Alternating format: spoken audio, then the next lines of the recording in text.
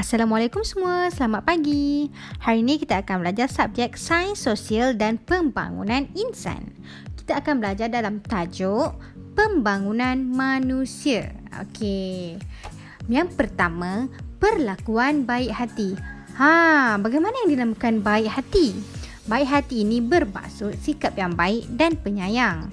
Dalam erti kata lain, suka menolong. Okey, mari kita lihat apa contoh-contoh perlakuan baik hati. Tengok dalam gambar ni, ada seorang budak lelaki membantu ibunya mencuci pinggan mangkuk di dapur. Okey, awak semua kalau kat rumah, kalau dah siap kerja, sekolah, okey, dah tak buat apa-apa tu kan, okey, awak boleh pergi dapur, bantu ibu awak mencuci pinggan mangkuk yang ada dekat dapur. Okey, bukan tu je, kalau lepas makan pun, awak kena basuh pinggan sendiri, tak kisahlah lelaki ke perempuan. Okey, tengok gambar seterusnya pula. Ada seorang budak membantu bapanya mencuci kereta. Awak mesti selalu nampak ayah awak cuci kereta kan? Okey, awak boleh tolong. Gambar seterusnya pula menunjukkan seorang kawan membantu kawannya yang terjatuh. Okey, kalau awak ada nampak kawan-kawan awak terjatuh, jangan gelakkan. Okey, awak boleh tolong dia bangun. Okey? Okey, yang seterusnya pula, seorang budak menyapu sampah di halaman rumahnya. Mesti awak nampak kan dekat halaman rumah awak tu, kat depan rumah awak tu ada sampah-sampah. Mesti awak pernah nampak ibu awak sapu sampah kat depan halaman rumah tu kan? Okey, apa kata kali ni awak pula yang sapu sampah depan halaman rumah tu, bersihkan kawasan rumah awak. Nanti bersih dah cantik, mesti ibu bapa awak akan puji awak. Okey, itu adalah 4 contoh perlakuan baik hati yang ada di dalam buku. Tapi ingat tau, bukan tu je perlakuan baik hati, ada banyak lagi. Okey, kita teruskan dengan sifat hormat menghormati. Sifat hormat menghormati ini, dia membawa maksud pada pandangan yang tinggi terhadap seseorang dengan memberikan layanan yang penuh sopan dan berhemah kepadanya. Okey, sikap hormat menghormati ini perlu dididik daripada usia kecil supaya nanti awak dah besar, awak boleh hormat menghormati orang lain. Okey, mari kita lihat di antara contoh sikap hormat menghormati. Yang pertama, hormat dengan mencium tangan kedua ibu bapa kita. Okey, sebelum awak pergi sekolah ataupun sebelum ibu bapa awak pergi kerja, mesti awak akan ada salam dan cium tangan mereka kan? Itulah tanda awak dah terapkan sikap hormat menghormati. Okey, yang seterusnya, hormat kepada orang tua dengan memastikan keselamatan mereka. Awak tengok dalam gambar tu, ada seorang lelaki membantu orang tua yang hendak melintas jalan. Itu juga dikelaskan dalam sikap hormat menghormati tau. Jadinya lepas ni kalau awak nampak ada orang nak melintas jalan, awak bolehlah hulurkan pertolongan. Okey, seterusnya, siapa kat sini yang pernah naik bas? Okey, semasa awak naik bas, kalau awak ternampak orang yang lebih tua, awak boleh mempelawa mereka untuk duduk sama macam dalam gambar ni. Okey? Okey, seterusnya, hormat menghormati orang tua dengan menghidangkan minuman kepada mereka. Tengok dalam gambar ni, anak-anak mereka menghidangkan minuman kepada ibu bapa. Okey, seterusnya, semangat bermasyarakat. Macam mana kita nak terapkan semangat bermasyarakat dalam diri kita? Kita boleh terapkan dia dengan pergi solat berjemaah di masjid ataupun surau. Satu hari kan ada 5 kali solat. Okey, awak boleh pergi surau dan masjid untuk solat berjemaah. Kita juga boleh ziarah rakan atau saudara mara kita yang sakit. Kalau mereka dah balik daripada hospital, kita boleh lawat mereka di rumah.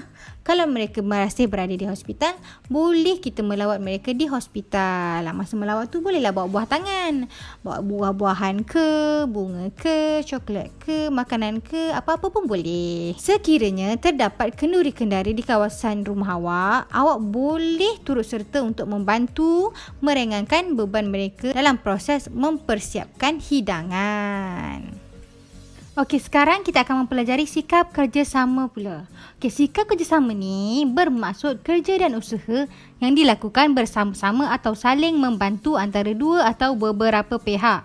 Okey, mari kita lihat contoh kerjasama. Okey, tengok gambar ni, orang ramai membersihkan kubur. Setiap kawasan perumahan ataupun kampung memang akan ada kawasan kubur. Kita membersihkan kawasan kubur ni bersama-sama. Sebab kalau awak seorang je bersihkan kubur tu, dia memang agak susah sikit lah sebab kawasan kubur kan besar. Kalau bersama-sama dengan orang kampung atau orang kawasan awak membersihkan kubur, kerja akan jadi lebih senang. Gambar seterusnya pula, orang kampung membaiki jambatan yang rosak. Kalau kat kampung, biasanya memang akan ada jambatan yang rosak. Dia sama macam kubur tadi. Kalau awak buat seorang-seorang memang agak lambat lah. Prosesnya lama kalau awak nak siapkan jambatan tu.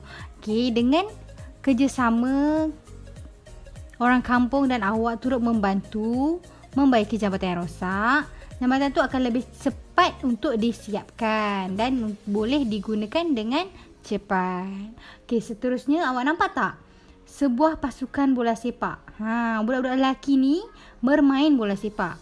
Dalam sebuah pasukan bola sepak mesti wajib kena ada sifat kerjasama. Kalau awak tak ada sifat kerjasama, memang susah pasukan tu nak berkembang ataupun nak menang sesuatu pertandingan. Okey, seterusnya kerajinan. Kerajinan bermaksud usaha yang berterusan penuh dengan semangat, ketekunan, kecekalan, kegigihan, dedikasi dan berdaya maju dalam melakukan sesuatu perkara. Okay, contohnya, lihat gambar pertama, bercucuk tanam dengan bersungguh-sungguh. Okay, gambar kedua, mengecat bangunan sekolah.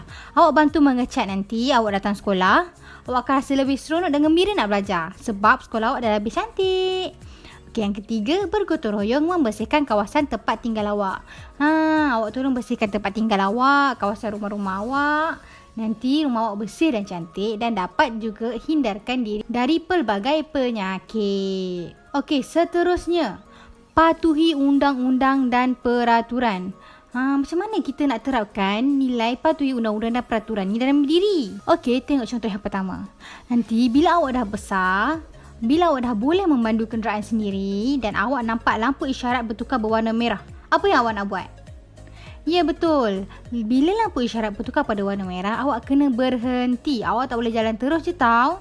Sebab semua kenderaan yang wujud di atas jalan raya memang akan berhenti bila nampak lampu isyarat bertukar berwarna merah.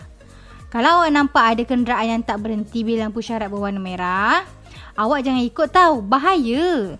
Boleh berlaku pelanggaran dengan kenderaan lain dan menjurus kepada kemalangan. Okey, seterusnya, beratur dan jangan berebut-rebut ketika menaiki bas atau van. Kalau awak berebut-rebut, nanti awak jatuh. Dah susah.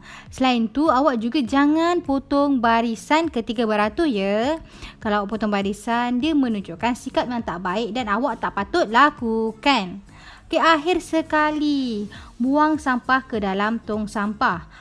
Kalau awak nampak sampah, tak kisahlah apa-apa sampah plastik, ke daun, ke apa-apa jenis sampah, sila buang ke dalam tong sampah. Ingat ya, ke dalam tong sampah, bukan di tepi maupun di atas tong sampah tau. Mestilah ke dalam tong sampah. Kenapa kita kena buang sampah di dalam tong sampah? Supaya kita mempunyai persekitaran yang bersih dan lebih selesa. Dan binatang yang tak sepatutnya seperti lalat juga tidak akan mendekat di persekitaran yang bersih. Okey, itu saja untuk hari ini. Assalamualaikum semua. Jangan lupa buat latihan yang diberi. Selamat belajar. Kami cinta Allah, kami sayang Nabi, kami taat Allah, kami ikut Nabi.